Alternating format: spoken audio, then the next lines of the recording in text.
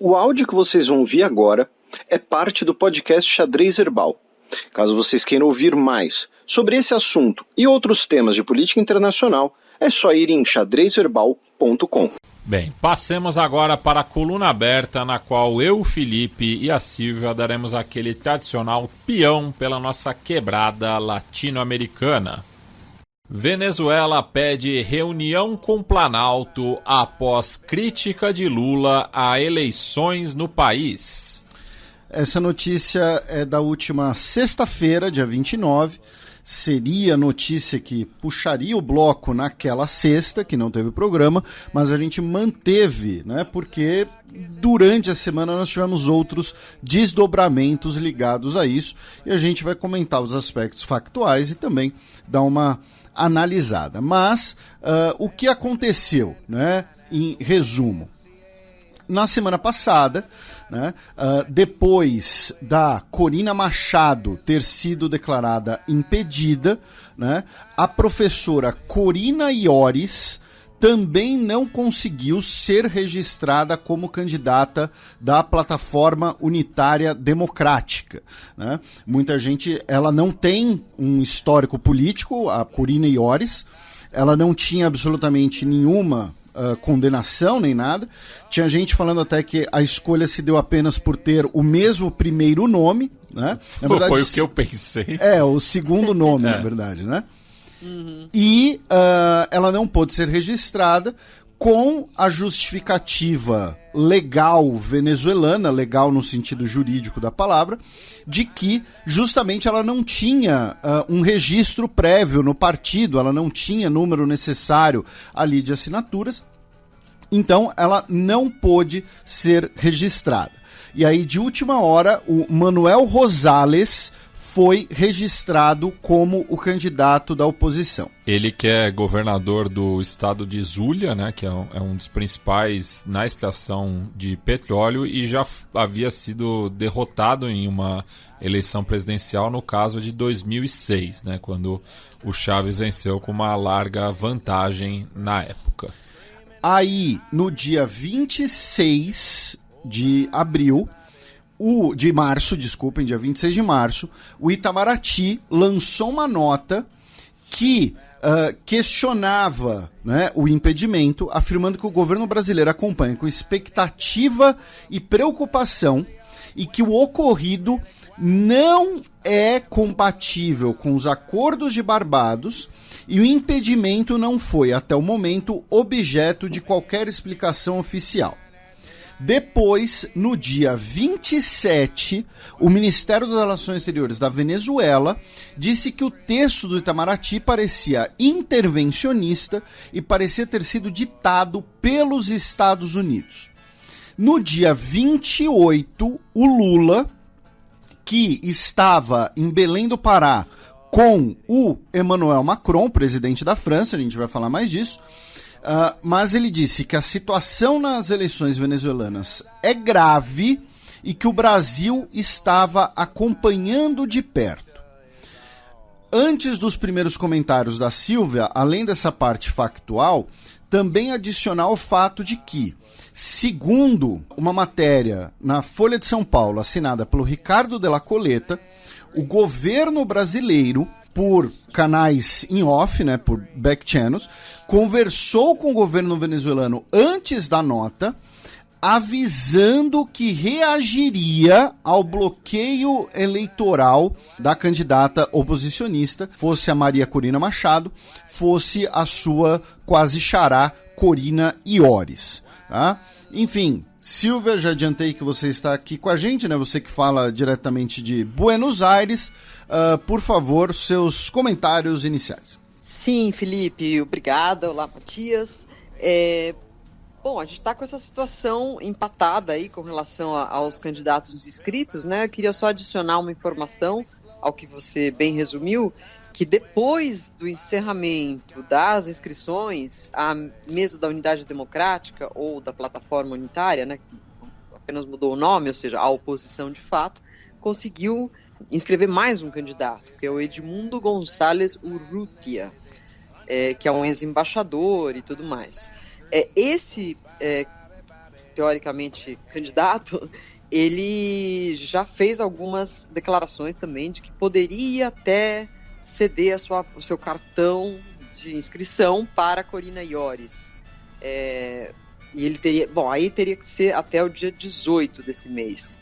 Então ainda há uma chance de que, enfim, tem uma porta semi-aberta aí para que entre de fato um opositor, porque nenhum desses de fato, né? Manuel Rosales, inclusive, é governador do estado de Zulia, colocado ali pelo chavismo. Quem tinha sido eleito para esse cargo era o Guanipa, Tomás Guanipa, que também foi o vice na Assembleia Nacional do Guaidó. Então, ainda até dia 18 a gente pode ter uma surpresa aí com relação às candidaturas. Mas, enfim, o jogo está sendo muito pesado para o lado da oposição.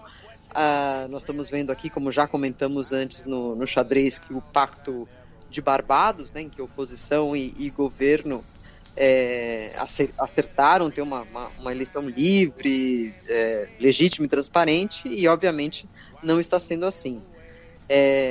Eu acho que essa colocação do Lula é um pouco uma desistência de apoiar tanto o Maduro, ou de tentar se aproximar tanto do Maduro, que causou um desgaste da própria imagem do Lula, né? E não é só ele. Lembremos que Gustavo Petro, presidente da Colômbia, também está colocando algumas ressalvas ao processo eleitoral venezuelano, ou seja, os dois principais governos de esquerda, duas principais economias da América do Sul, que estavam se aproximando do Maduro, também deram um passo para o lado. Inclusive, o Maduro respondeu em relação ao Petro, né, de que é uma esquerda covarde. Enfim, está dando chutes aí nos seus únicos aliados na região. Mas parece que Maduro não se importa muito com a opinião internacional, né? E o Jorge Rodrigues, né, que você já contou aqui, quando ele tentou lhe intimidar, lhe pressionar naquela situação absurda, ele tuitou: o presidente Petro, o presidente Lula, Mujica, etc. E no caso ele cita o Mujica, porque nessa semana o Mujica novamente repetiu críticas ao processo eleitoral venezuelano. No caso uruguaio também, né, que teremos eleições no segundo semestre, que a gente vai falar também um pouco mais adiante, o pré-candidato da Frente Ampla, né, que é a coalizão dos partidos de esquerda no Uruguai, o Yamandu Orsi, disse que o Maduro faz uma sacanagemzinha, né? Ele disse acetampita.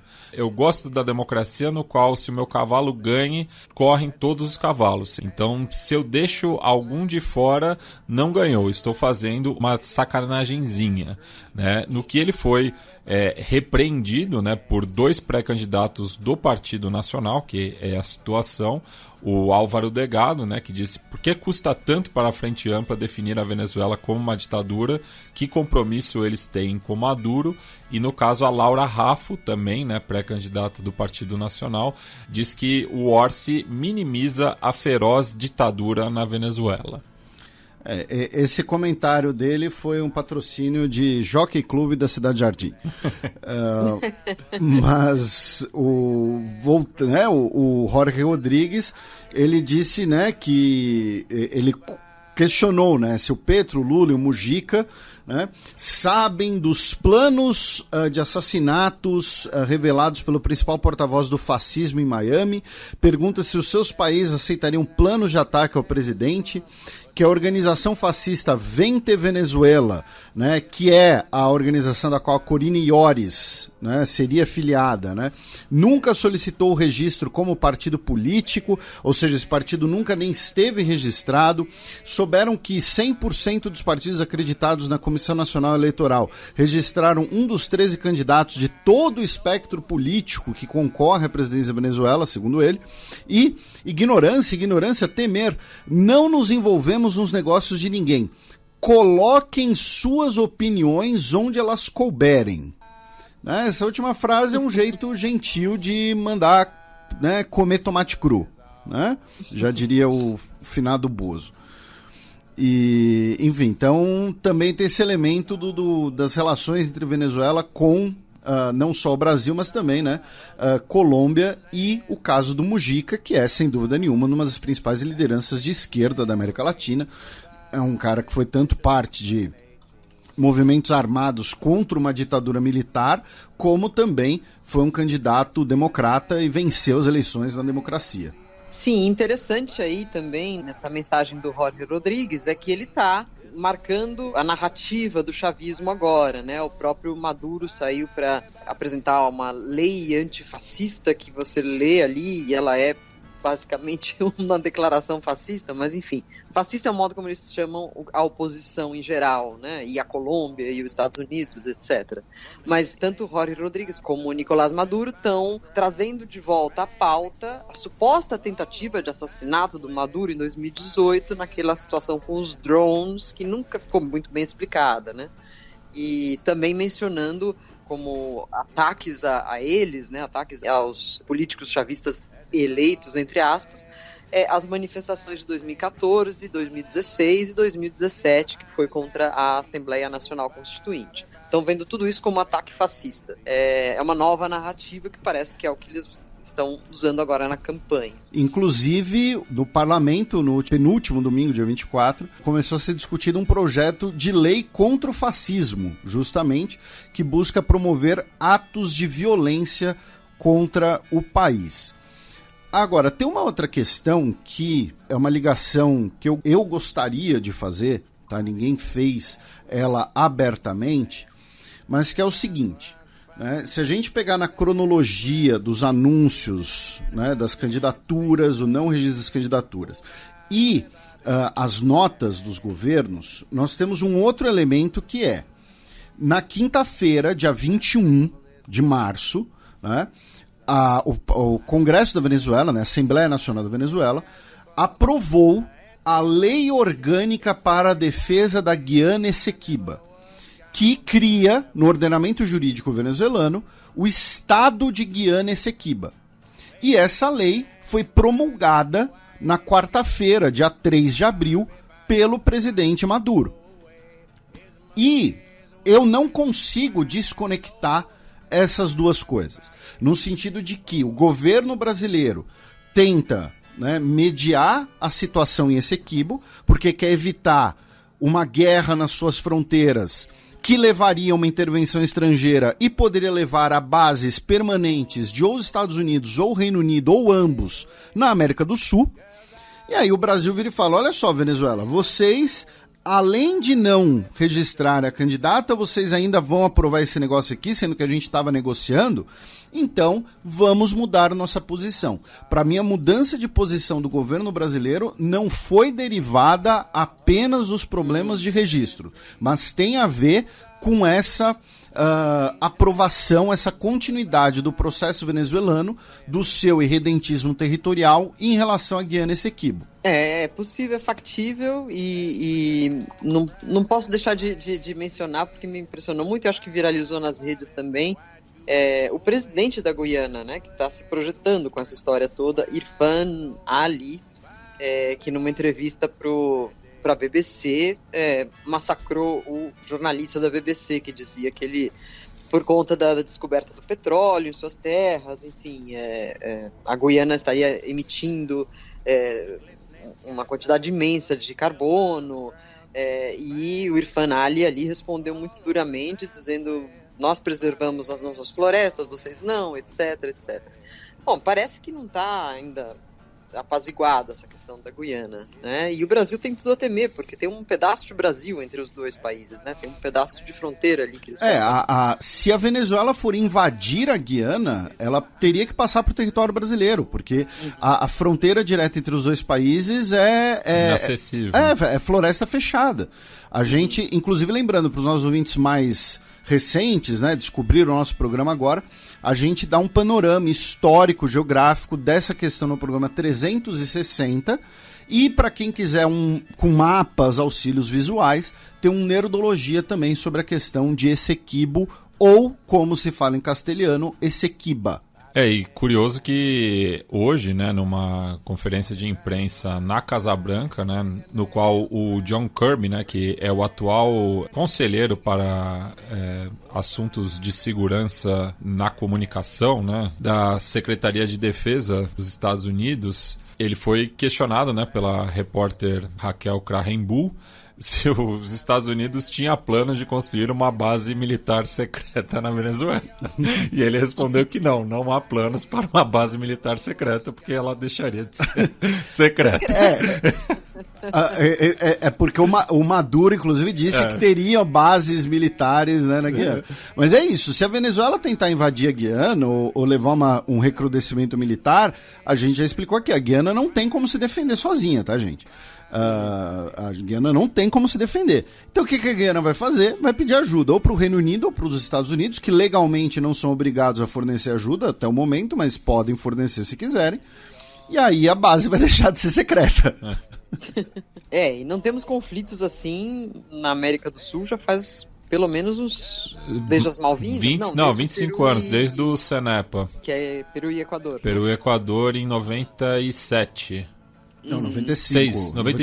95. Esperemos que fique por aí, já tem muita guerra no mundo.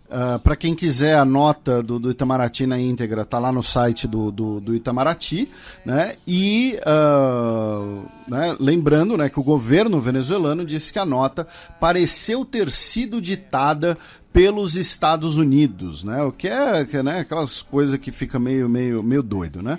E aí uma outra notícia, mas aí é para vocês dois discutirem, porque envolve nossos outros vizinhos, né? Mas o governo Milei anunciou que estava enviando, né, gendarmes, né, policiais militares, para a sua embaixada em Caracas para aumentar a segurança do edifício, já que ele afirmou publicamente, ou seja, pode ser um processo que já ocorria, mas agora teve esse anúncio público, né, mas que na embaixada argentina na Venezuela estariam abrigados opositores, né, e aí teria esse risco à segurança do prédio, enfim. E isso foi declarado isso na terça-feira da semana passada, né, dia 26, né, de que a embaixada argentina em Caracas havia aberto as suas portas para líderes da oposição venezuelana. Sim, e há, se não me engano, acho que 8 ou 9 venezuelanos dentro da embaixada, né? Eu tive uma informação de uma fonte da chancelaria argentina aqui, de que já teria sido dado a esses venezuelanos acolhidos pela embaixada argentina o status de exilados, né? Então, estariam tramitando uma possível saída deles do país. Acho que a questão da gendarmeria talvez tenha a ver com isso também. Uma vez você dá asilo, você tem que trazer a pessoa, não pode ficar lá, ainda mais porque o governo, o Maduro, o chavismo, enfim, cortou a luz ali da embaixada. Isso que eu ia falar, que teve, logo após esse anúncio, foi cortada a energia elétrica na embaixada. Bem, agora a gente cruza a fronteira da Venezuela com o Brasil, já que vamos destacar algumas notícias da nossa política externa. Pois é, e a gente vai começar, justamente por isso que vocês estavam falando, né, tem opositores venezuelanos abrigados na Embaixada Argentina em Caracas. Isso significa que a Embaixada Argentina em Caracas é território da Argentina? Não significa. Então a gente vai fazer uma breve recapitulação disso aqui, que a nossa querida Ana Luísa de Moraes Campos, né, nossa professora de Direito Internacional, que por razões profissionais não tem podido participar do programa já tem alguns anos, né, mas ela já explicou aqui, né? E por que a gente vai falar disso no Bloco de Brasil, né? Vai ser a nossa primeira notícia aqui. Porque, né, já diria Jorge Benjor, deu no New York Times, né, que o Bolsonaro, o ex-presidente Jair Bolsonaro, pernoitou, ele não apenas visitou, mas ele pernoitou na Embaixada Húngara em Brasília, tá? Na Embaixada da Hungria.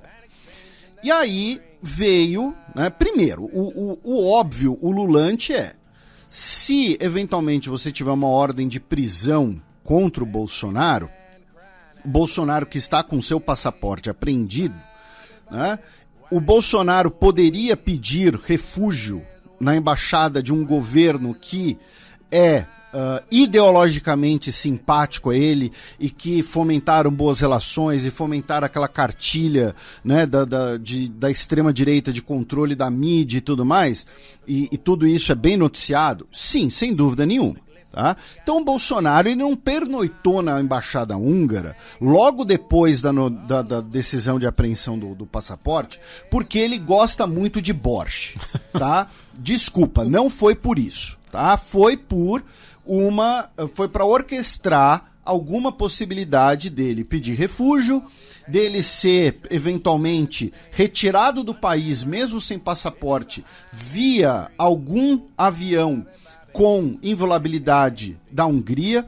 Outra possibilidade que falo é que ele poderia até mesmo ir para a Argentina ou para a Embaixada Argentina, né, devido ao governo Milei, não sabemos, né, lembrando que um dos filhos dele estava na posse do Milei, a nossa querida Silvia comentou isso na época. O fato é, ele foi para lá, pernoitou, e as imagens do circuito interno de câmeras foram vazadas para a New York Times. 2 funcionários brasileiros, inclusive, já foram demitidos, tá, da embaixada por possível relação com esse caso, né? E aí, teve um monte de gente falando, né, aquele senso comum hollywoodiano, né, de ele foi para a embaixada húngara porque é um território estrangeiro, é território da Hungria, né? Então, por exemplo, para não parecer que é recalque, que é só indireta, alguma coisa assim, teve gente muito graúda, que tem uma reputação sólida, que tem uma carreira sólida falando isso, como por exemplo foi o caso da Miriam Leitão, né? Só que assim, isso é mito de Hollywood, gente. O que acontece é que uma embaixada, assim como um templo religioso, por exemplo, tem inviolabilidade. Isso significa que a autoridade jurídica e policial de um país não pode fazer uma operação policial dentro daquele prédio, dentro daquela repartição, porque tem muita embaixada e consulado que é uma repartição, uma sala, 2 salas alugadas em muitos lugares do mundo, sem a anuência do chefe da missão. Tá? Salvo, por exemplo, questões de emergência. Se a embaixada da Hungria começar um incêndio nela, tá? Os bombeiros, mesmo bombeiros militares, vão poder entrar na embaixada e apagar o incêndio. Não vai precisar da anuência do chefe da missão. E outra coisa, a inviolabilidade de uma missão diplomática, ela é determinada, né, pela Convenção de Viena de Relações Diplomáticas de 1961, e ela não foi feita pensando no indivíduo, tá? Ela não foi feita pensando no cara buscando refúgio. Ela foi feita para proteger o Estado. Os Estados, no plural. Porque aí vamos supor que você tem uma pessoa que busca refúgio ou que acontece alguma coisa. Acontece alguma coisa dentro da Embaixada dos Estados Unidos no Brasil. E aí a Polícia Federal vai lá e apreende um monte de laptop, um monte de notebook, um monte de computador, que vão ter informações possivelmente sensíveis, que não deveriam ser acessadas pelas autoridades brasileiras. Mas ainda, um policial, uma pessoa envolvida nesse processo, poderia desviar essas informações para outro estado envolvido. Então, essa é outra coisa importante. Inviolabilidade de embaixada não foi feita pensando naquele cenário hollywoodiano, de, né, o cara correndo dos rebeldes comunistas, e ele entra no prédio da embaixada e o Marine John Wayne fala, não, agora você está salvo em território dos Estados Unidos. Não, foi feito para proteger o Estado. O Estado vai proteger o Estado, tá? Aquele episódio dos Simpsons que da embaixada australiana. Da embaixada dos Estados Unidos na Austrália. Isso. Que o Bart, ele se envolve num conflito diplomático, enfim. Aí tem outra lenda que é, dentro da embaixada vale a lei do país acreditado. Não, dentro da embaixada da Hungria no Brasil vale a lei brasileira. Dentro da embaixada brasileira em Yerevan vale a lei da Armênia, tá? Vocês podem ver, por exemplo, diversas fotos de eventos na embaixada do Irã e você vai ver convidadas e funcionárias e jornalistas mulheres que não precisam cobrir os cabelos. ao contrário do que diz a lei iraniana, ao ponto de, infelizmente, nos últimos anos, nós tivemos 2 mulheres que foram mortas pela polícia dos costumes por não estarem cobrindo seus cabelos. Tá? Então, dentro da embaixada, vale a lei brasileira. Tá? Então, assim, e quem quiser conferir, tá? Essa informação eu colei da thread do Thiago Amparo, né? Os artigos da Convenção de Viena sobre esse assunto são 22, 24, 27, 29 e 30. E aí tem o pessoal que vai falar, não, mas na prática é como se fosse outro território. Não, nem assim, porque se fosse na prática território estrangeiro, o lanche do funcionário ia ter que passar por inspeção sanitária, o funcionário que passasse ali com um celular, com um notebook, ia ter que passar por aduana, entendeu? Você ia estar importando um objeto. Você ia precisar de um visto para entrar nesse território. Então, assim, olha que louco. Você ia precisar de um visto para entrar no consulado dos Estados Unidos para poder tirar o seu visto para poder ir para Disney. Então, por favor, vamos parar com esse mito, porque se trata apenas da inviolabilidade do território, e é importante ensinar também que existem outras inviolabilidades. A polícia não pode entrar na sua casa, ou não deveria, pelo menos, não deveria poder, né? Na sua casa, sem você aceitar isso, ou sem um mandado judicial que só pode ser cumprido durante o dia. Tá? Por isso que quando tinha, né, lá a operação da PF, tá, era 6 da manhã, né, 5:30 da manhã, porque nasceu o dia, a polícia pode entrar. Tá? Às 3 da manhã não pode, nem com mandado. Tá? Então, vamos parar com essa bobagem e, novamente, né, óbvio, claro que o Bolsonaro foi na embaixada húngara, não foi para comer o borscht. Desculpa, acabei monopolizando um pouco a palavra. O borscht não é exclusivo da Hungria, você tá confundindo com goulash. Acho que eu confundi com o goulash, tá certo. O borscht leste europeu. Tem briga entre polonês e ucraniano. É quando só tinha beterraba. E no fundo parece que eles pediram pizza, né? Então, tudo acaba em pizza. Então, assim, o Bolsonaro é o cara que levou miojo pro Japão, então ele não vai comer goulash mesmo. É assim, não é que ele levou miojo pro Japão, ele levou miojo pra terra do macarrão instantâneo, entendeu? No Japão tem 500 tipos de macarrão instantâneo. Mas ele gosta de uma marca nipo brasileira. Pode ser. Acho que essas marcações são bastante importantes nesse momento, mas a gente também tem que lembrar que, no caso, por exemplo, do Chile, depois do golpe militar, os opositores e os perseguidos foram todos se acolher em embaixadas, né? Em Caracas mesmo, como a gente citou mais cedo, há líderes opositores que estão lá e não pode entrar lá, né? Enfim, não poderia... eles não poderiam entrar lá e tirar os argentinos de lá, o chavismo, em teoria, não? Não pode, porque é inviolável. Uhum. Sim, mas existe uma ideia de que há uma proteção, né? Desde que você esteja num país, sei lá, ditatorial, ou depois de um golpe de Estado, que você pode se refugiar numa embaixada. Agora, sair de lá... Enfim, eu lembro daquele caso do opositor do Evo Morales na Embaixada do Brasil, que ficou mais de um ano. O Roger Pinto Molina. Isso, aí foi embora por meio de um diplomata que botou ele no carro. Isso, Eduardo Saboia, que foi uma viagem de horas, assim, até a fronteira. Foi uma coisa que na época teve bastante repercussão, até repercussão supostamente negativa, mas hoje o Eduardo Saboia é um dos principais nomes do Itamaraty.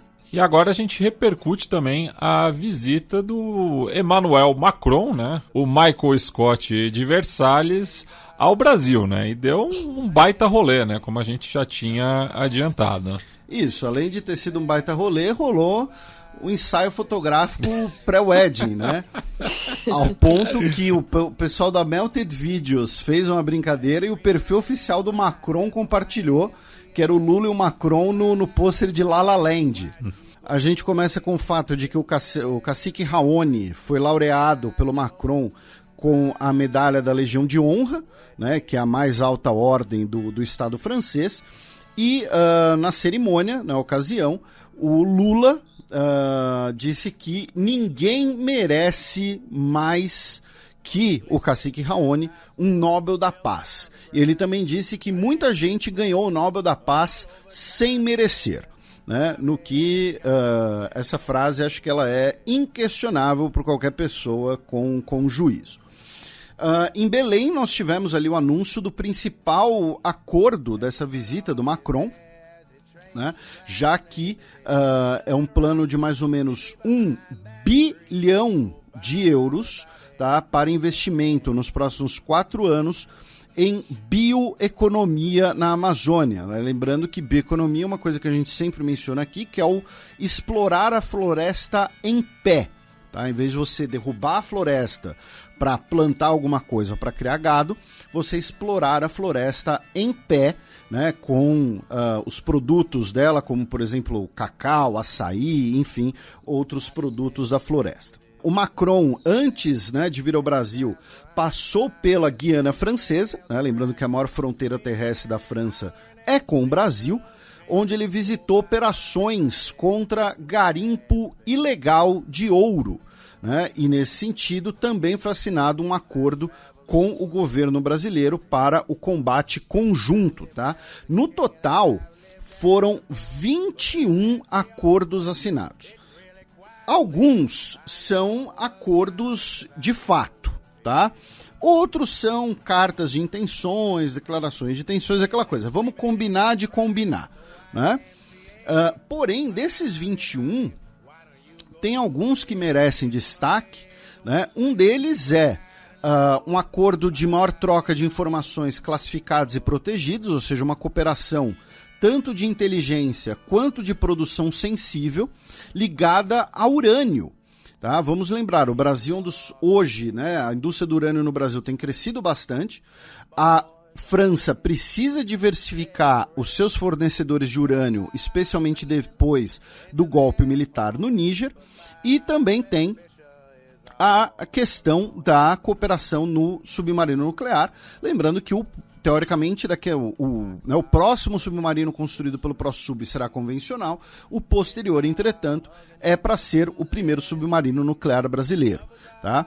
Também atualizaram, né, o acordo de cooperação jurídica em matéria penal, né, aqueles acordos de extradição, de combate conjunto ao crime, todo esse tipo de coisa. Né? Estiveram na cerimônia, né, de bater a quilha do novo submarino toneleiro, né? Lembrando, isso não significa que o submarino já está em serviço, tá? Ele foi lançado na água, vai ser submetido aos últimos testes e aí então ele é comissionado, tá? Não significa já que ele já está em serviço. Lembrando que o ProSub, né, é a parceria entre Brasil e França para o desenvolvimento de submarinos, assinado em 2008, no segundo governo Lula, e é talvez o maior projeto estratégico da história do Brasil, no valor de 40 bilhões de reais. O Lula também recebeu o Macron no Palácio do Planalto, tá? Inclusive teve a presença do Dimitri Payet, né? Então, ou seja, a visita do Macron afeta o Vasco. Né? Eu senti falta do Tanguy naquela foto. Pois é, né? Sacanagem com o nosso querido Tanguy, ele que é um dos maiores vascaínos das RI, né? Maior mesmo. Exato. Literalmente o maior. Para não dizer, né, que foi tudo flores e tudo mais, nós tivemos também alguns desentendimentos, né? Um deles foi o Macron dizendo que o acordo, né, do Mercosul é muito ruim, né, e que o ideal seria negociar um acordo novo. E o outro... Lembrando que a França é um dos principais entraves, né, para o acordo. Isso, até por conta da sua indústria, né, da agropecuária e tudo mais. E a outra foi o Lula dizendo que ele não é obrigado a partilhar o nervosismo, tá, em relação à guerra na Ucrânia. Tá? Foi essa a declaração dele. O Macron também fez uma agenda de cooperação bilateral também com outros agentes não nacionais, especialmente aqui em São Paulo. Né? Então, teve um jantar ali com o pessoal da cultura. Ele inaugurou mais uma unidade do Instituto Pasteur aqui em cooperação com a USP e a FAPESP, ou seja, com instituições públicas de ensino e ciência. Teve na Fiesp também. Teve na Fiesp, né? Se encontrou ali com a galera e tal. E antes de ir embora, o Lula presenteou o Macron ali com queijos e vinhos brasileiros, né? Queijos de Minas Gerais, queijo da Ilha do Marajó, queijo de Pardim, em São Paulo, um espumante da Serra Gaúcha. Tem que ver a mão de obra aí desse espumante, mas a gente confia, né, que deu tudo certo. E finalmente, né, tivemos o Macron prometendo ao Lula a mais apoio ao pleito brasileiro ao Conselho de Segurança da ONU. Né? A posição francesa em relação ao Brasil sempre costuma ser tranquila.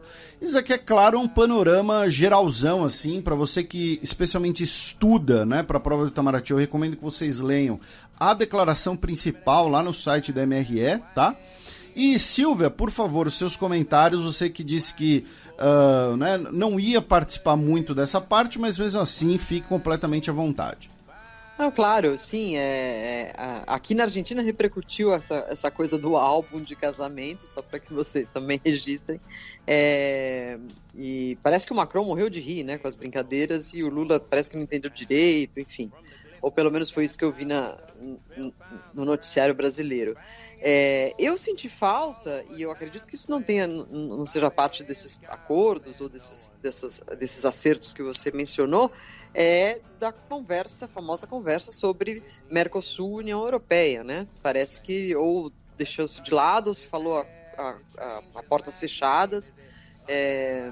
Enfim, não sei bem o que ele quer, né? O que o Macron falou publicamente era um acordo muito ruim. Sim, mas a ideia dele é voltar a fazer desde o princípio, né? Ou pelo menos era isso que estava sendo dito aqui, no nível de chancelaria. E que a Argentina, por exemplo, olhou para esse encontro dos dois com certo resguardo, assim, enfim.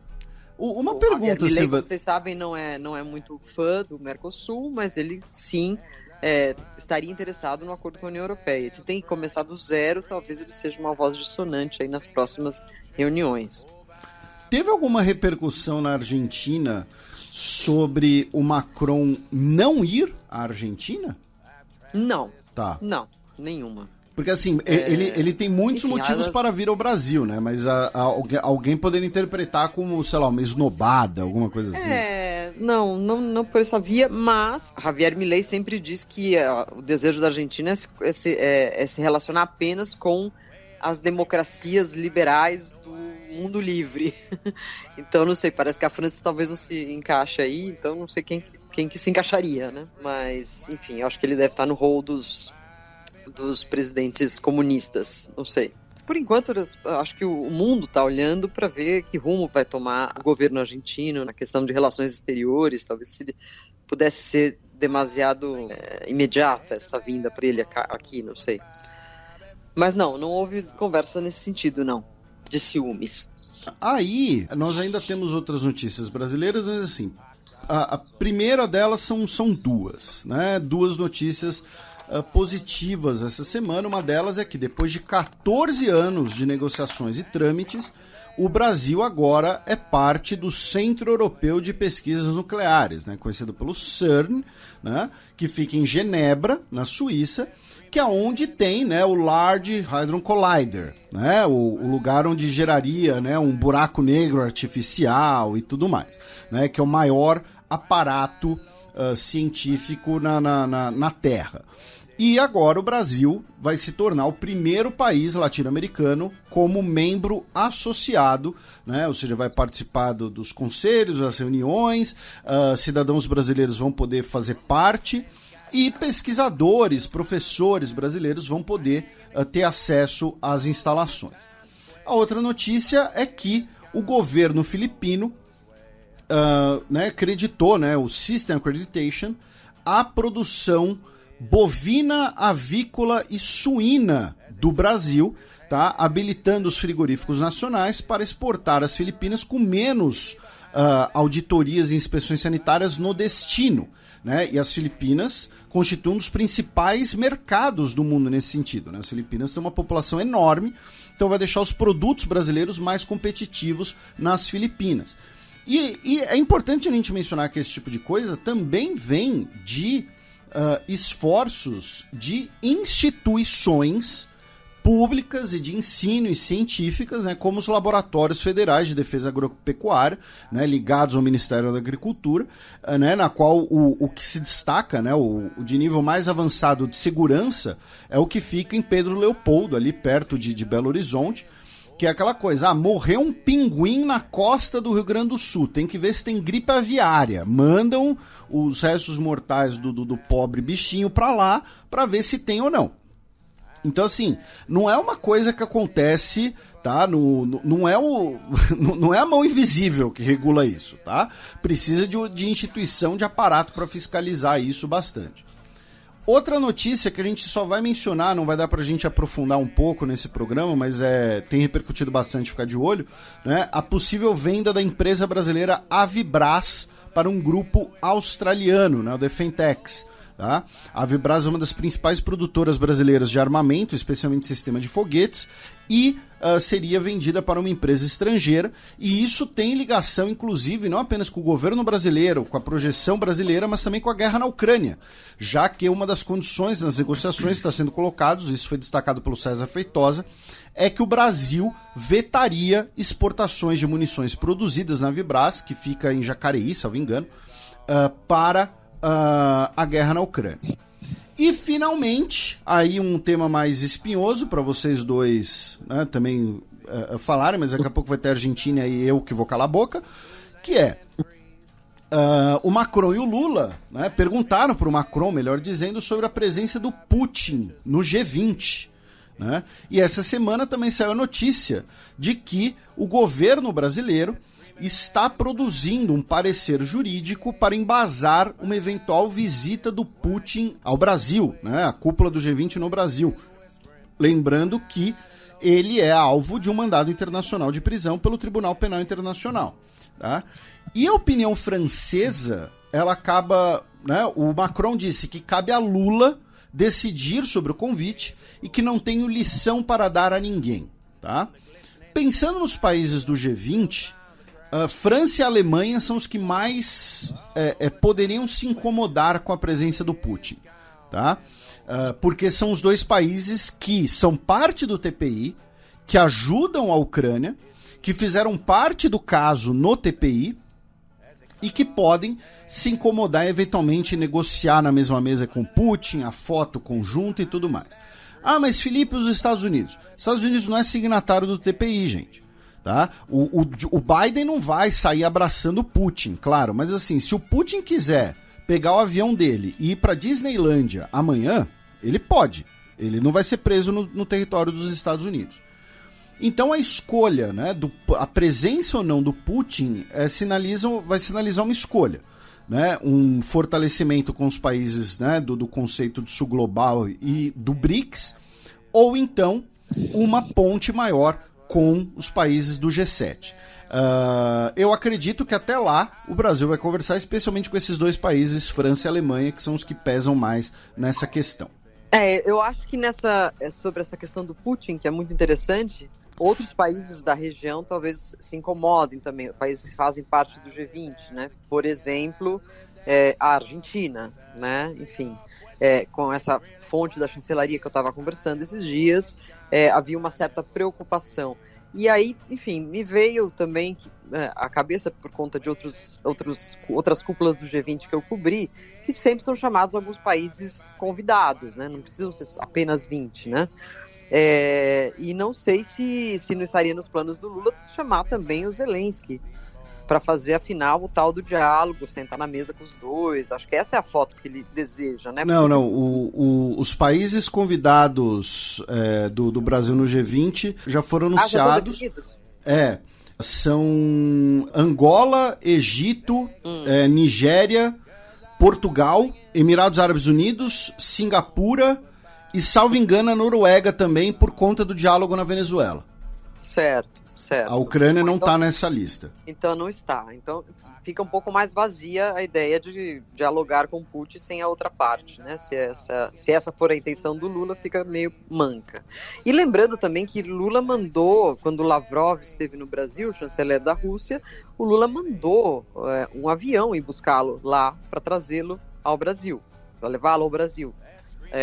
Não sei se algo parecido será feito assim, porque Putin, como você mesmo disse, tem um mandato de prisão contra ele. Também correria o risco de, estando no Brasil, ainda que é convite do Lula, até vindo no suposto voo da FAB, ainda assim, algum juiz, algum fiscal, um promotor ou algum membro da oposição pode ameaçar fazer uma denúncia e ele de fato ser preso. Não sei. Na última reunião da CELAC, aqui na Argentina, o Maduro não veio para cá por conta disso, do medo de alguém da oposição acabar fazendo uma denúncia e o cara poder ser preso. Né? A grande questão, do ponto de vista jurídico, é que assim, algum juiz federal pode querer determinar a prisão do Putin naquele momento. Dependendo desse parecer que, né, a gente não tem como avaliar, porque não é um documento público ainda, e provavelmente vamos chamar alguém do ramo quando chegar mais perto. Né?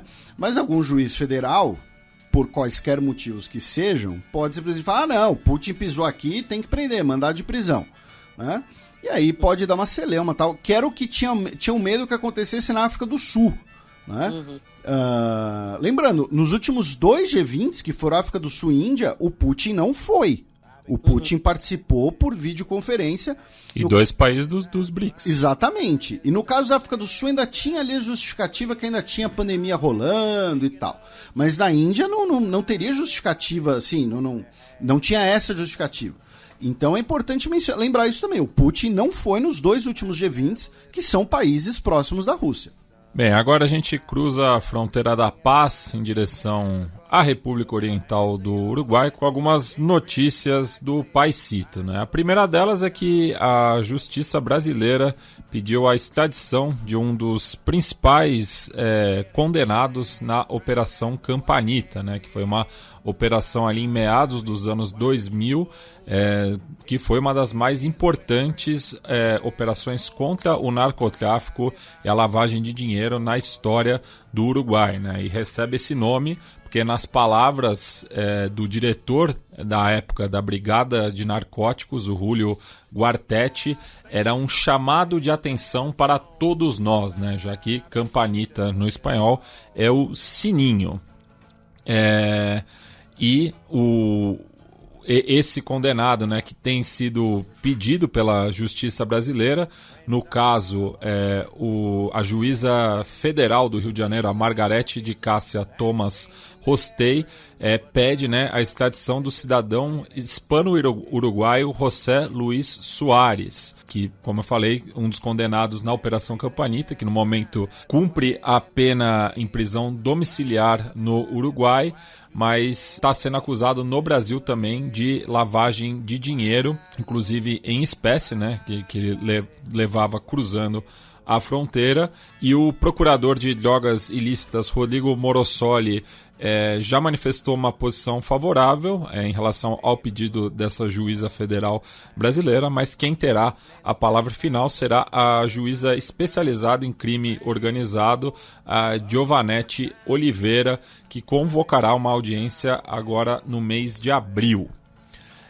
Também no Uruguai tivemos na quinta-feira da semana passada um protesto, né, de uruguaios expatriados que estavam de visita a Montevidéu, justamente pelo direito ao voto no estrangeiro, né, já que na América do Sul apenas Uruguai e Suriname não permitem que seus nacionais votem para as eleições presidenciais vivendo no estrangeiro. E eu confesso que isso para mim era uma novidade. Eu não sabia desse fato, até porque cerca de 20% dos uruguaios atualmente vivem no estrangeiro. Sabe uma cena que eu me lembro, Matias, de outras coberturas de eleição no Uruguai, é que vinham e viajam muitos uruguaios vivendo na Argentina para o Uruguai no fim de semana da eleição para votar. Sim. Até tem um lance com o Buquebus aí, que faz uma coisa ou gratuita ou com desconto no fim de semana da eleição. Mas eu nunca pensei que eles não pudessem votar estando no estrangeiro, enfim, estando habilitados a votar no estrangeiro, porque de fato parece uma coisa bastante normal numa democracia tão correta como a uruguaia, né? Inclusive quem estava presente nesse protesto, que foi realizado justamente na Praça Independência, né, onde está localizado o Palácio Presidencial, foi o pré-candidato da Frente Ampla, o Mário Bergara, que disse que é um tema que temos que voltar a empurrar, né, porque é uma questão de direitos, né, e esse movimento para o voto no estrangeiro vem desde o final do século passado, né? E, inclusive no primeiro mandato, né, do Tabaré Vázquez, lá em meados dos anos 2000, foi criado o Departamento 20, né, que era uma maneira simbólica de mostrar a importância, né, dos uruguaios expatriados para a economia do país, né? Então, já que são 19 departamentos no país, o Departamento 20 seria esse, né, congregando aí todos os uruguaios residentes no exterior, que em população só seria menor do que o de Montevidéu. Então tem essa pauta aí muito importante, até por isso que me causa surpresa, né, de que os uruguaios residentes no estrangeiro não possam exercer o direito ao voto. Falando nas eleições também, a Frente Ampla propõe recuperar 140 mil votos na sua disputa interna, né, para definir o candidato à presidência, e é uma medida bastante ousada, pois nenhum outro partido conseguiu isso de uma eleição para outro, né? Mas eles estão apostando justamente nisso por conta da polarização cada vez maior entre os dois principais candidatos, né? O Orsi e a Kosse, né? Que estão aí tentando, né, justamente chegar novamente à presidência pela coalizão de esquerda, né? E só para efeito de comparação, a maior votação interna da Frente Ampla ocorreu nas eleições de 2009, no qual conseguiram passar de 400 mil votos, e que foi a eleição no qual o José Mujica conquistou a presidência, né? Substituindo justamente o seu correligionário, o Tabaré Vázquez, que já foi citado. E por último, foi divulgado, né, um informe do Instituto Cuesta Duarte, a partir de dados do Instituto Nacional de Estatística, de que os níveis de pobreza estão maiores do que no período pré-pandêmico, né, o que já era esperado, né, vide os outros países da região que foram bastante afetados pela pandemia, mas isso também acaba, né, impactando no atual governo, que também, né, tá com a popularidade bastante em baixa, né, e que no caso 348 mil pessoas estão abaixo da linha da pobreza atualmente, o que dá um pouco mais de 10% da população uruguaia. Ou seja, aumentou durante esse período, né? O período La Casa de Pou, incluindo pandemia, claro. Claro, o que é bastante... É bastante. Não, é bastante, mas também é compreensível, né? Porque foi um movimento que ocorreu em todo o continente, né? Sim. E esse percentual, ele era de só um dígito antes? Ele estava 9,9%. Estava ali na linha de corte, né? Bem, do Uruguai a gente cruza o charco, vamos em direção à Argentina, com diversas notícias relacionadas à sua política interna e também duas crises diplomáticas recentes, né? Começando que na semana passada, né, o governo Milei sugeriu intervenção de números da ditadura, já que o 24 de março é a data quando se rememora o último golpe militar no país. O governo Milei publicou um vídeo de quase 13 minutos dizendo que a história da ditadura foi contada apenas por um lado, né? Não menciona os aparecidos políticos, diz que os números da ditadura foram inflacionados, podem ter sido inventados. Enfim, o nosso programa é family friendly, mas, Silvia, que porra é essa? Essa questão dos números, Felipe, ela volta sempre em torno do 24 de março, que é a data do aniversário do golpe, de fato, há sempre uma discussão sobre os números, e elas são mais intensas quando os governos não são peronistas, né? Aconteceu no período do Macri, acontece agora no governo Milei, que são dois presidentes que sempre relativizaram um pouco esses números, para dizer que, de fato, houve uma perseguição por parte do kirchnerismo, apenas a um lado do que foi a repressão, né? Mas, enfim, eu já escrevi sobre esse assunto várias vezes, e de fato não tem como dizer que são 30 mil dando nomes e sobrenomes. De fato não existe essa lista com nome e sobrenome de 30 mil pessoas desaparecidas. Isso de fato não existe. O que ocorreu nos anos 80, depois do julgamento das juntas, da junta militar, foi a publicação do relatório da CONADEP, a Comissão Nacional de Desaparecidos, que é um documento muito importante. Foi a primeira listagem feita por uma organização que foi fundada pelo Raul Alfonsinho, o presidente de então, no qual aí sim se listou por nome e sobrenome todos os conhecidos desaparecidos, ou seja, que foram reclamados por familiares, por colegas, por esposas, etc. Nessa lista só tem ao redor de... Só tem, não é pouco, é muito. Tem o número que consta é de 9 mil desaparecidos, em torno de 9 mil desaparecidos. Agora, aconteceram muitas coisas desde então, né? Foram sendo revelados outros casos, foram aparecendo reclamações posteriores, foram sendo investigados e descobertas pessoas que não tinham sido mais vistas, famílias inteiras que não tinham sido mais vistas. Então, se faz uma espécie de estimativa. Eu sempre comparo, por exemplo, com o caso do Holocausto durante a Segunda Guerra. Há um consenso de que morreram 6 milhões de judeus, certo? Mas não há uma lista de nomes e sobrenomes de 6 milhões de pessoas. Isso são estimativas que se faz a partir de dados demográficos, de cidades que, enfim, perderam muitos de seus habitantes, enfim. E no caso da ditadura argentina, passou algo parecido, né? Havia centros de detenção clandestina e de tortura e desaparecimento nas províncias distantes de Buenos Aires. Não necessariamente as pessoas em torno dos desaparecidos reclamaram seus corpos, ou reclamaram suas aparições. Então, a gente pode concluir que é mais do que 9 mil, mas que talvez seja menos do que 30 mil. Existem, por exemplo, cabos telefônicos e de telegramas dos militares argentinos comunicando-se com os Estados Unidos para dar retorno sobre o que estavam fazendo. E num deles foi descoberto por um jornalista argentino, os militares daqui diziam aos Estados Unidos que tinham desaparecido pelo menos 22 mil pessoas. Então, se tem uma declaração dos militares dizendo que foram 22 mil, já é bem mais do que os 9 mil, mas é menos do que os 30 mil.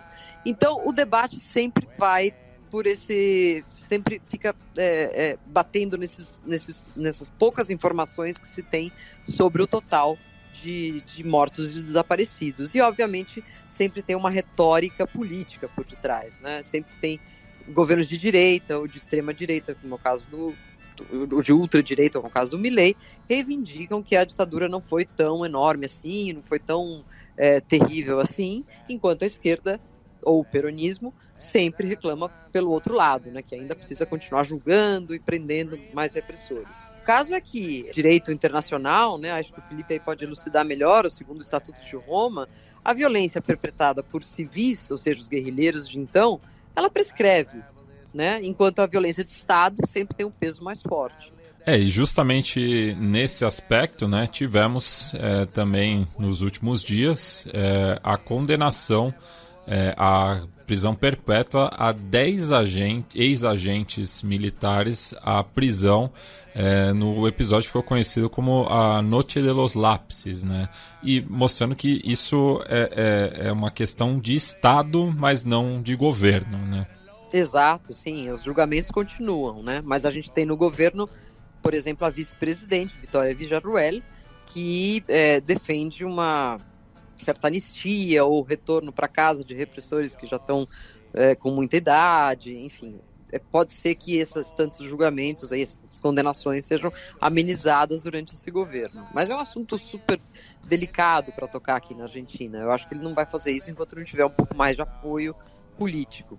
E só para contextualizar, né, a Noite de los Lápices foi uma operação ocorrida em setembro de 1976, quando diversos estudantes secundaristas foram sequestrados em La Plata, né? Então, um caso bastante marcante aí, né, dos primeiros meses da chamada Guerra Sucia, né? E tem um filme, né, que está disponível no YouTube. Outro dia eu estava vendo uns pedaços aí, enfim, que conta um pouco como foi esse episódio tremendo aí. E você mencionou justamente, Silvia, que é um assunto muito, muito sensível, né? E mesmo no governo Macri, a gente não teve um abraço dessas pautas que como você mencionou a Vigia Ruel, né?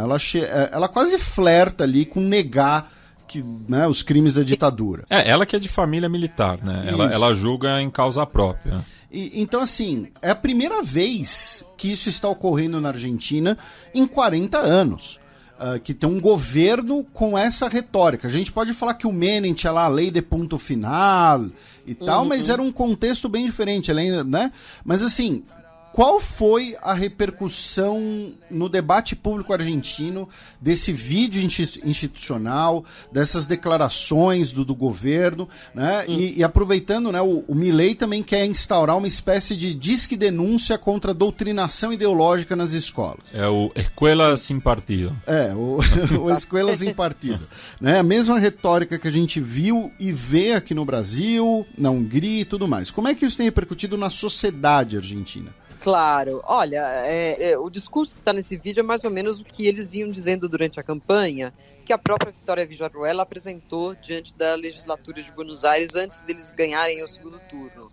E nesse dia que ela foi falar na legislatura, já se esperava que ela falasse algo nesse sentido, inclusive mencionando deixar de dar os aportes ali para as mães e avós da Praça de Maio, tipo, vamos virar a página, vamos repensar essas penas tão duras com pessoas tão maiores de idade, tão idosas e tudo mais. Quando ela fez esse discurso, houve protestos nas ruas, inclusive teve gente ali na porta da legislatura para protestar e etc. Esse vídeo do Milei não foi... Claro, as pessoas mencionaram com esse tom de crítica, enquanto tem, obviamente, gente que os apoia, obviamente, porque afinal eles foram eleitos.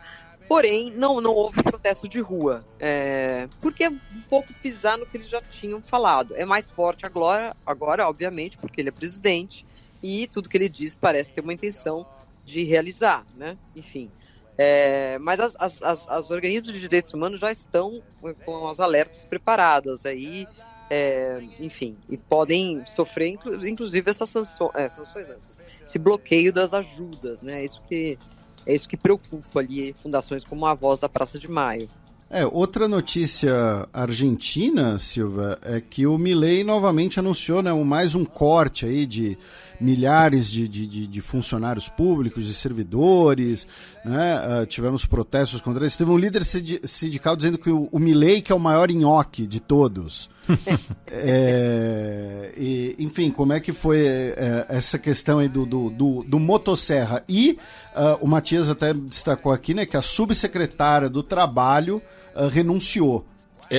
Ela até é uma curiosidade, né? Porque ela tem o sobrenome Sueldo, é a Mariana Hortal Sueldo, e ela era subsecretária justamente do Omar Yassin, né? Daí o meu tocaio, Matias Wasserman, percebeu no Twitter que eles formavam a dupla Yassin Sueldo, que para a pasta do trabalho é bastante irônica, né? De fato. Olha, hoje mesmo houve um protesto da AT, que é a Associação dos Trabalhadores do Estado, né? Um protesto grande no centro, foi uma marcha, passou pelo Ministério da Economia, Ministério do Trabalho, Casa Rosada e tal, e tem havido manifestações contra esses cortes, né? Agora, o que o governo diz é que isso é apenas uma pequena parte e, de fato, talvez o Estado tivesse inflado, mas O que os sindicatos e os trabalhadores que foram despedidos dizem é que não houve sequer tempo para que esse governo avaliasse o trabalho, de fato, né? Quem é nhoque de verdade e quem não é nhoque, né? Não é fácil você já entrar e já começar a demitir assim, sem fazer uma avaliação prévia. O mesmo está acontecendo, por exemplo, na rádio, na TV pública, na Telam. Na UBA, né? Inclusive, o vice-reitor da UBA, em uma entrevista recente, disse que não tem como garantir o próximo quadrimestre. Sim. Na Biblioteca Nacional também. Então, é muito rápido. O que eles estão dizendo a avaliação foi feita de modo muito, enfim, sem critérios, né? O que eles esperavam é que pelo menos fosse dado alguns meses para identificar quem de fato estava nas listas de pagamento e que não aparecia nunca para trabalhar. Não houve tempo para fazer isso. A motosserra foi mais rápida. E é um pouco o que os líderes sindicais dizem, né? E tentam se defender com esse discurso. Mas eu acho que não tem muita volta atrás, assim. Não me parece que vão ser recontratados, nem nada. E tivemos 2 crises diplomáticas recentes, né, envolvendo a Argentina. A primeira com o Chile, né, já que foi divulgado, né, por diplomatas chilenos, diversas ofensas proferidas pelo embaixador argentino em Santiago, o Jorge Fauri, num encontro que ocorreu no Paso de los Libertadores, na fronteira entre os dois países, no qual não estava presente, né, o embaixador chileno na Argentina, mas estavam outras autoridades diplomáticas do país transandino, e o que mais pegou assim nessa situação foi a seguinte declaração, né, de que o meu país já era uma potência agrícola quando vocês recém aprendiam a comer. Né? Então, pegou muito mal, né, essas palavras do Jorge Fauri, que já foi chanceler da Argentina, né, no final do mandato Macri, e, enfim, La Moneda, através, né, do seu chanceler, atualmente, o Alberto Van Klaveren, vai tomar medidas a respeito ao embaixador argentino no seu país. Sim, bom, se o ex-chanceler do Macri e atual embaixador do Chile estivesse aqui nessa conversa, ele ia te interromper, como ele faz com todos os jornalistas, e ensinar como diz o nome dele, que é Furri. Já passou por isso, Silvio? Eu já levei essa bronca, assim. Furri, por favor. Então você já vê que a pessoa também tem uma certa empáfia e é conhecido por ela, né? Mas ele é tido como um bom funcionário diplomático, e, enfim. Ele organizou, por exemplo, toda a festa de posse do Milei, foi o chanceler do Macri a maior parte do tempo, mas é uma figura, assim, algo arrogante, algo, enfim, provocativa, e essa frase realmente não ajuda em nada, ainda mais sendo o Chile um rival histórico da Argentina, né? A Argentina tem muito mais fricções com o Chile do que tem com o Brasil, por questões territoriais, históricas. Então, não cabe, de fato, para um diplomata dizer isso. Aliás, para nenhuma pessoa dizer isso de um país vizinho. Não, e o mais curioso, Silvia, é que ele acabou substituindo o Rafael Bielsa, né? Que é irmão do Marcelo Bielsa, que foi treinador da seleção chilena e foi muito bem visto pelo povo chileno, né? Mesmo com essa rivalidade histórica entre os dois países, né? Então ele substitui o irmão de uma figura muito querida pelo país vizinho e tem esse cartão de visita, né?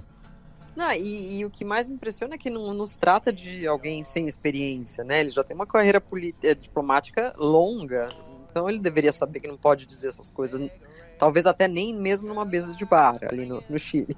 E a outra crise diplomática da Argentina nessa semana foi com a Colômbia, aí partindo do atual presidente, né, que acusou o Gustavo Petro de ser um assassino terrorista, né, e a resposta da Colômbia foi expulsar todo o corpo diplomático argentino do país.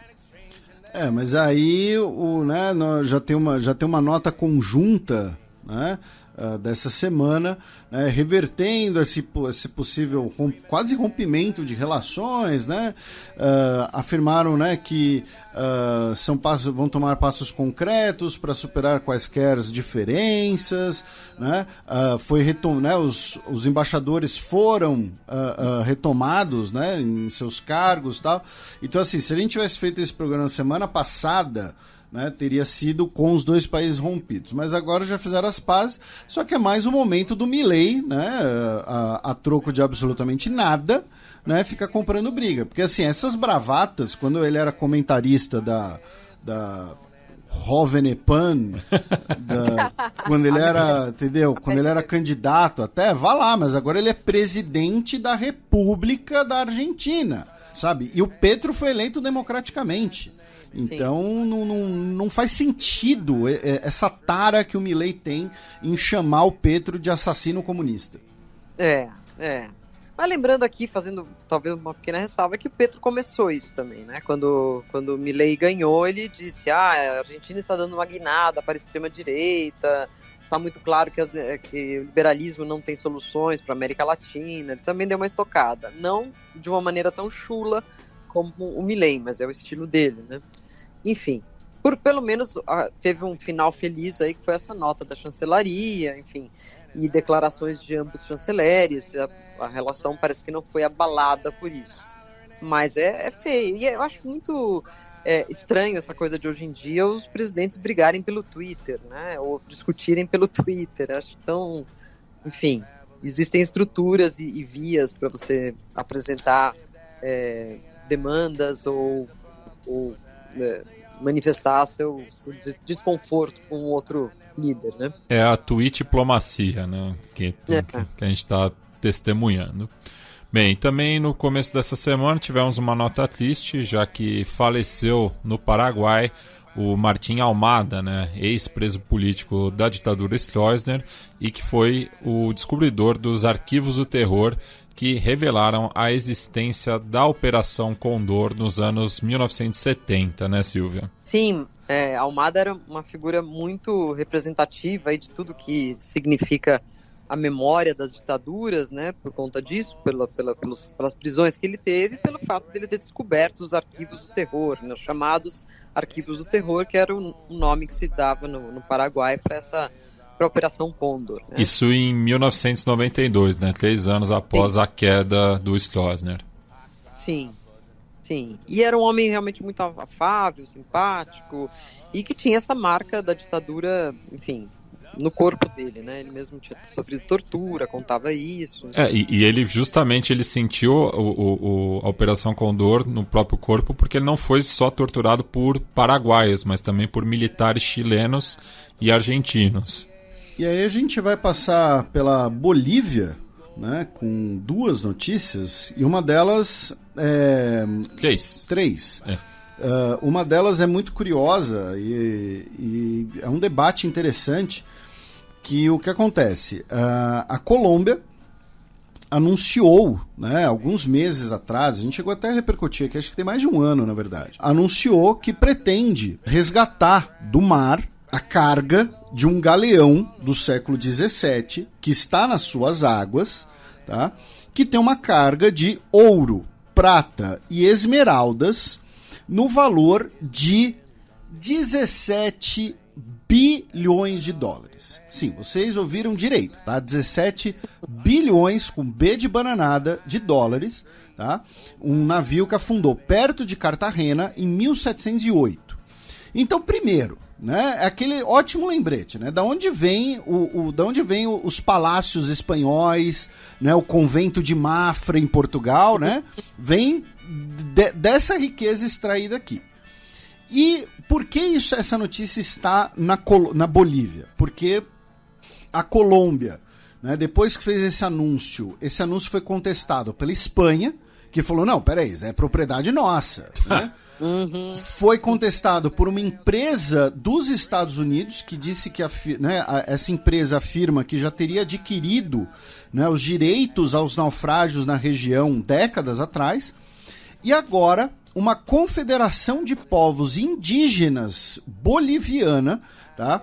Os povos Caranga, Chicha e Quilaca anunciaram que tem direito a uma fatia desse naufrágio, porque parte do mineral precioso que está nesse naufrágio é de origem boliviana e que foi minerado, segundo essa confederação, foi minerado por esses povos, tá? Então eles teriam direito a esse minério, né?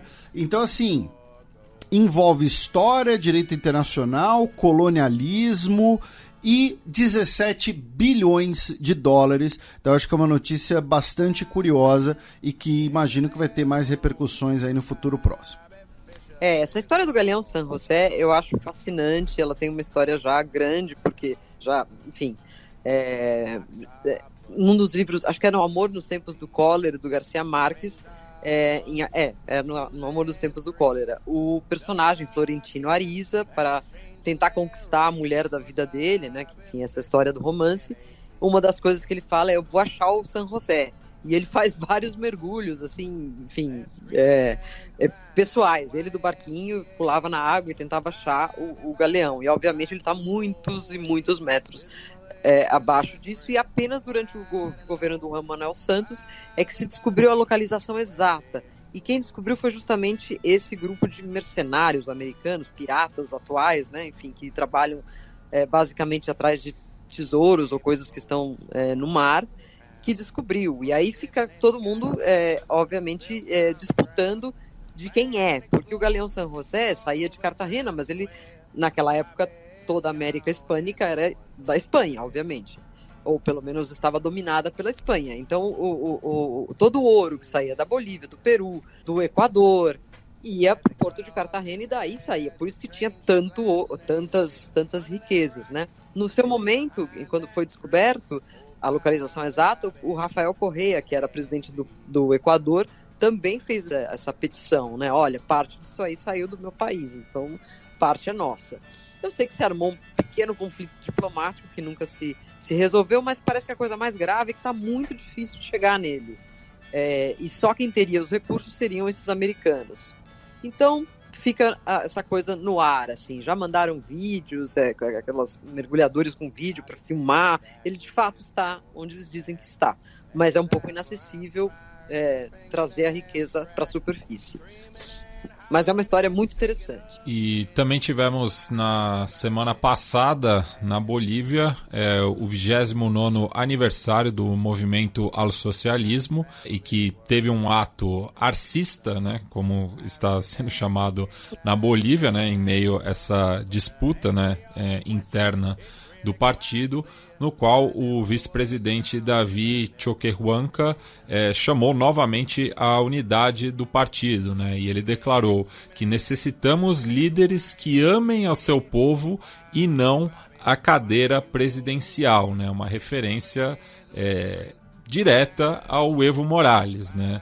E nesse sentido também o atual presidente, o Luiz Arce, diz que o Congresso do MAS, que foi convocado pelo Pacto da Unidade no mês que vem, para cuidar da Wawa, né? No caso, a criança, né? Então, mostra aí, né, que da parte, né, dos arcistas, eles estão dispostos a justamente essa unidade, como a gente já tinha repercutido no último programa, se eu não me engano.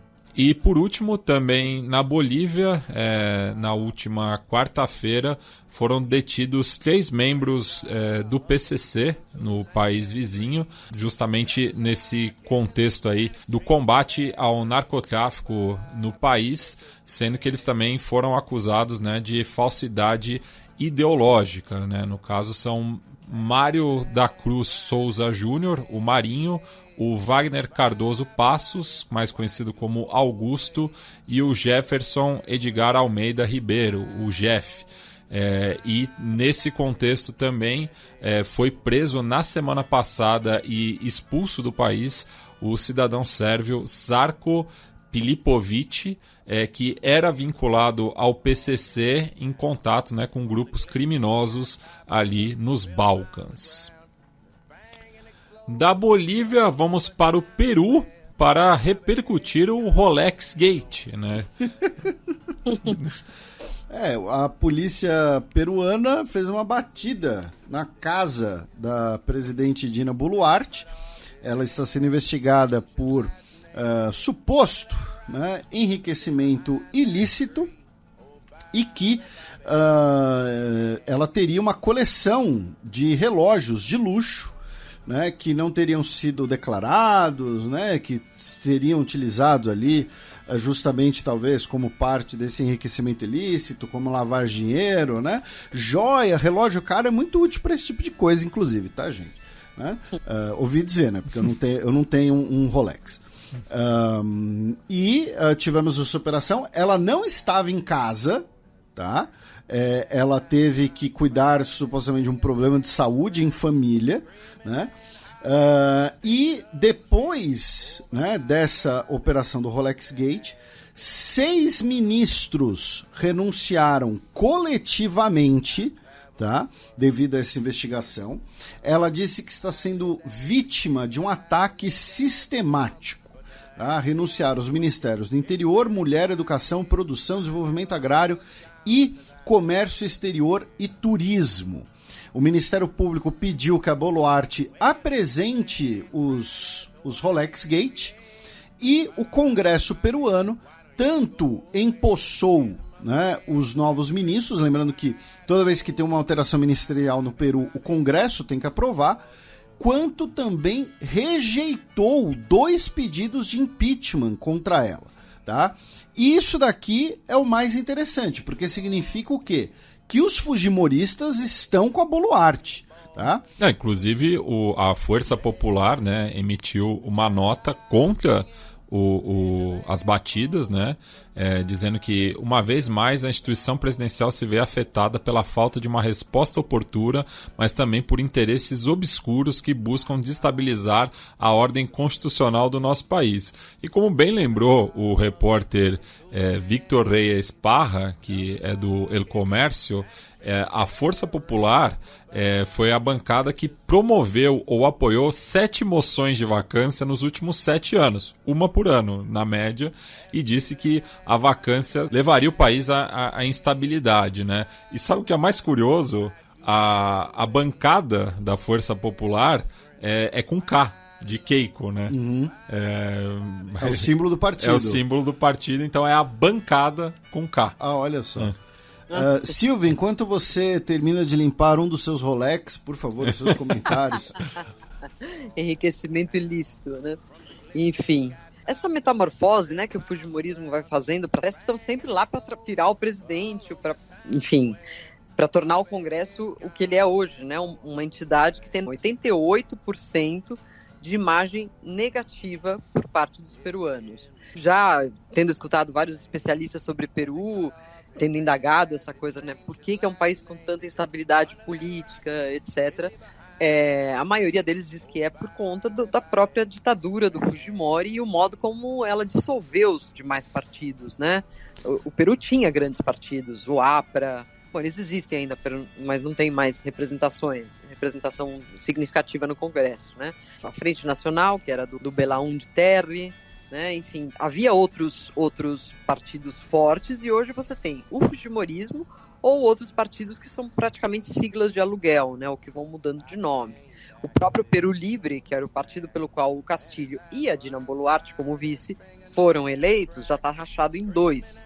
E a turma do Vladimir Cerrón, que era o dono do partido, está votando junto com o fujimorismo. Então, o Peru é um país muito complexo de entender.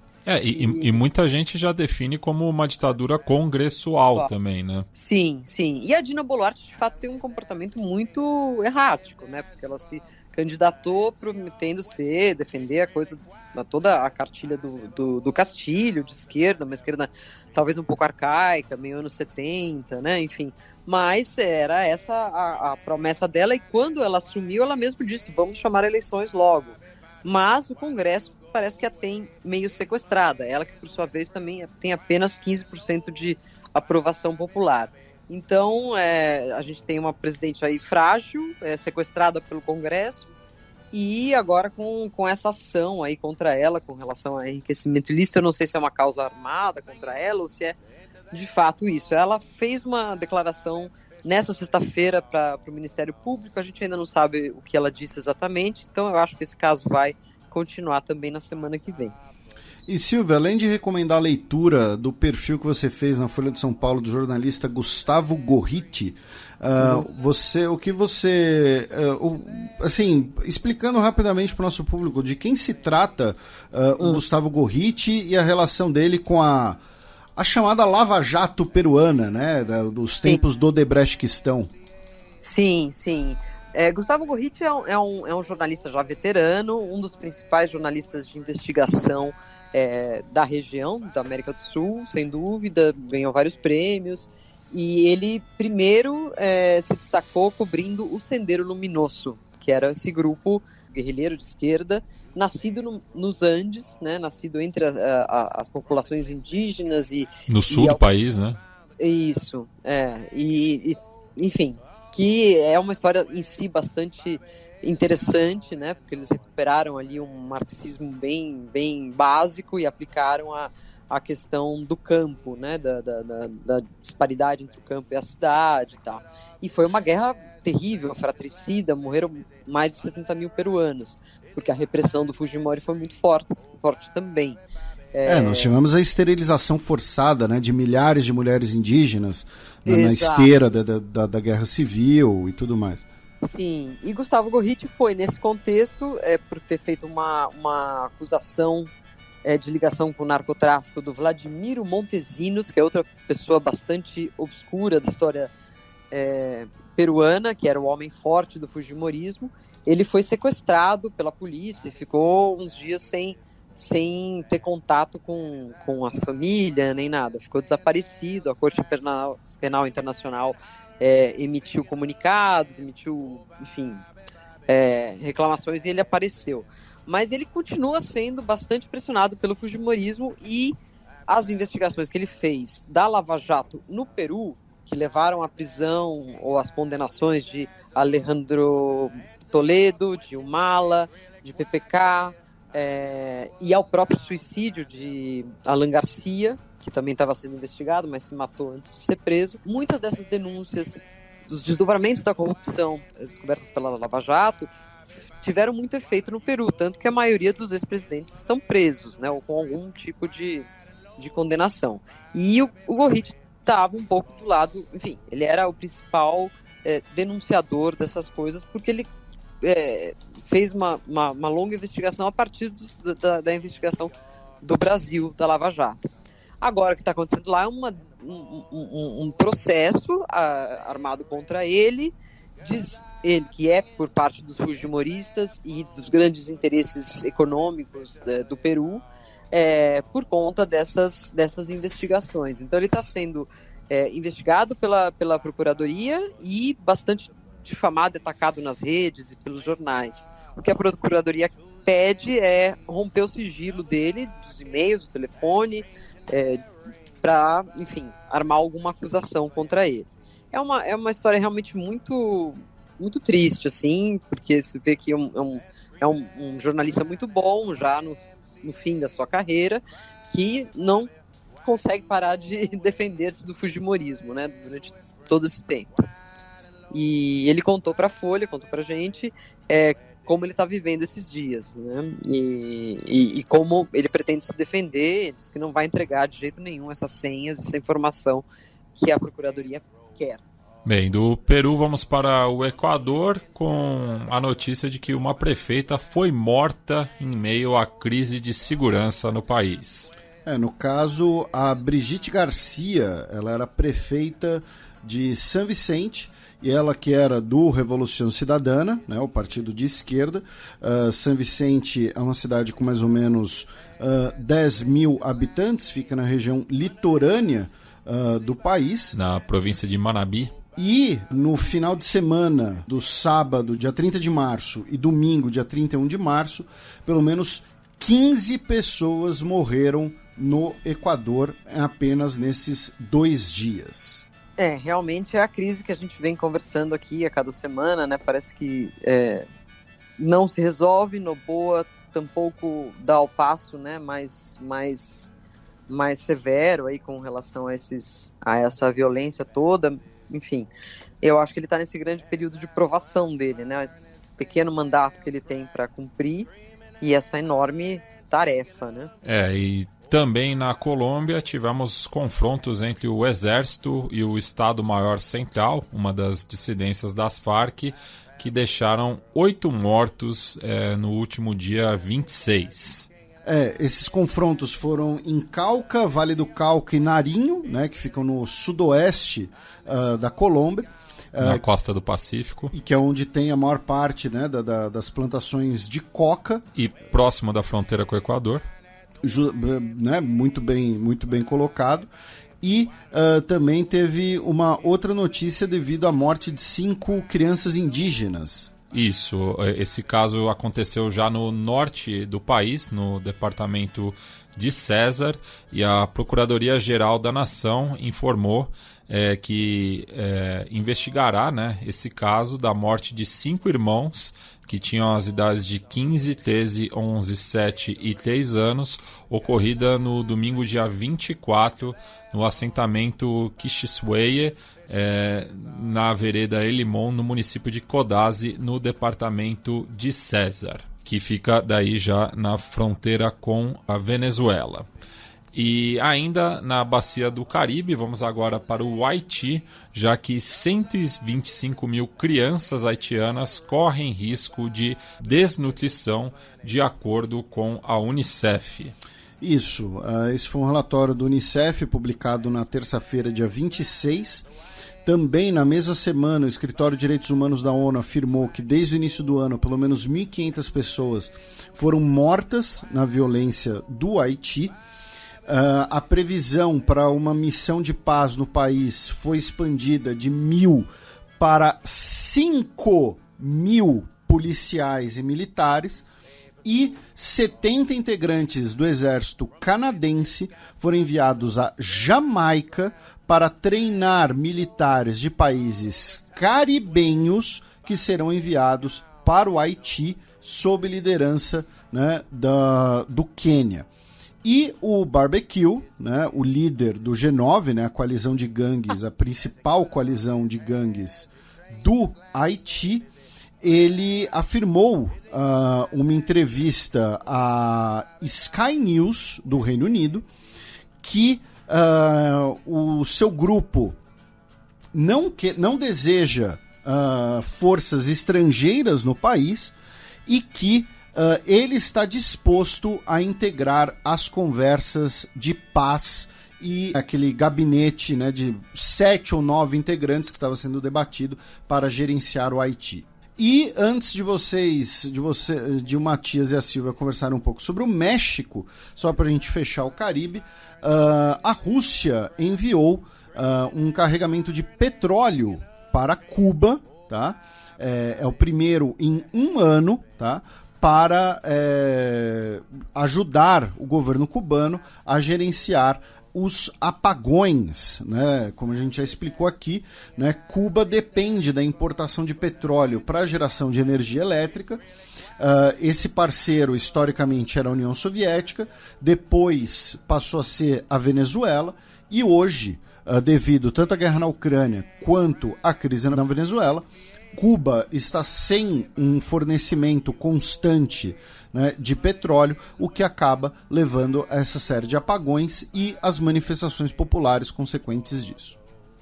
Bem, já no México, o presidente López Obrador criou uma proposta, né, em relação à imigração, né, de que os Estados Unidos se comprometeria a enviar 20 bilhões de dólares por ano para os países pobres da América Latina e do Caribe, né?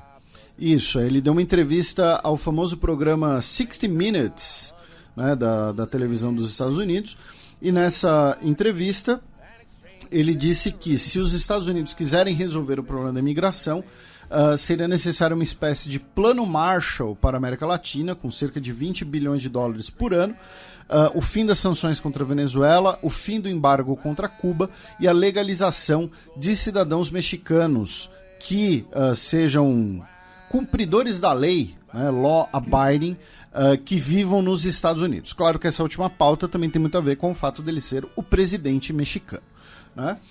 E além disso, nós tivemos outras notícias mexicanas que vocês podem comentar melhor. A começar pela notícia de que um candidato à prefeitura de um município em Puebla, na região central do México, foi assassinado no sábado retrasado, às vésperas das eleições no país, né?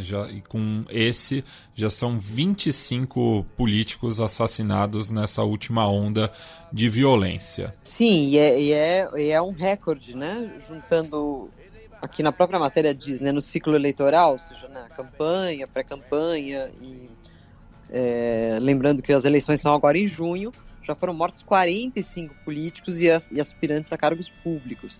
As eleições no México são violentas sempre, né? Sempre tem esse tipo de caso, mas assim como os números de homicídio aumentaram muito depois da pandemia, né, ainda durante o governo do AMLO, também está aumentando o número de candidatos mortos, ou seja, é aquela situação que o México já vive há muito tempo de ser um país recordista em morte de político, morte de jornalistas, etc. E AMLO, que tinha tantas promessas no início do seu governo, né, dizia abraços e não balas, né, hugs not bullets, parece que não funcionou, pelo menos até agora. E falando, né, sobre essa onda de violência, o López Obrador acabou citando o exemplo do Equador, mas no qual ele acabou, de certa maneira, acusando, né, o Daniel Noboa de um certo envolvimento, né, ou de ter se aproveitado do assassinato do Fernando Villavicencio no contexto, né, das eleições equatorianas em agosto do ano passado. Claro, porque os cartéis mexicanos estão avançando, né, para o sul do continente, né, o Jalisco Nova Geração e o de Sinaloa. Embora não esteja claro a ligação especificamente com relação ao Villavicencio, mas eles estão no Equador, né? Assim como estão também os cartéis albaneses, enfim, essa mistura que virou esse conjunto de cartéis que atua na América Central e que está descendo pela América do Sul. Nesse contexto, né, o AMLO disse, né, botando aspas para eles aqui, né, que em defesa, né, da Luísa Gonçalves, né, candidata derrotada pelo Revolução Cidadana, ela estava como 10 pontos acima nas pesquisas de opinião. Então, um candidato que fala mal da candidata que está por cima, de repente é assassinato, e a candidata que está acima cai, e o candidato que estava em segundo sobe. E o que implementa, ou qual é a segunda etapa? É criar um ambiente enraizado da violência, enquanto que os candidatos, isso é difundido pelos meios, vão com coletes aos debates. Mas é tudo armado, pois não ganhou a candidata, e o mais lamentável é que continua a violência que se utilizaram nada mais naquele momento. E por conta dessas falas, né, do López Obrador, o Daniel Noboa acabou expulsando a embaixadora mexicana de Quito. É notícia de hoje, né? Puxa, mais um embaixador expulso, né, na América. Pois é, terceira crise diplomática nessas 2 últimas semanas. Sim.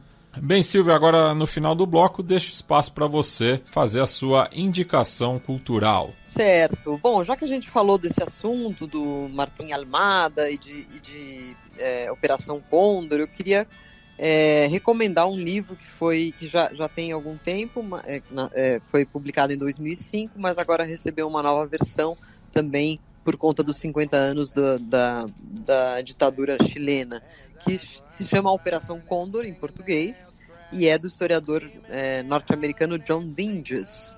Em inglês, no original, é The Condor Years, How Pinochet and His Allies Brought Terrorism to Three Continents. Mas, para lembrar que nesse livro o Martín Almada está citado, os avanços que ele fez nas pesquisas, e é um livro muito interessante para todo mundo que gosta de história e história da América Latina.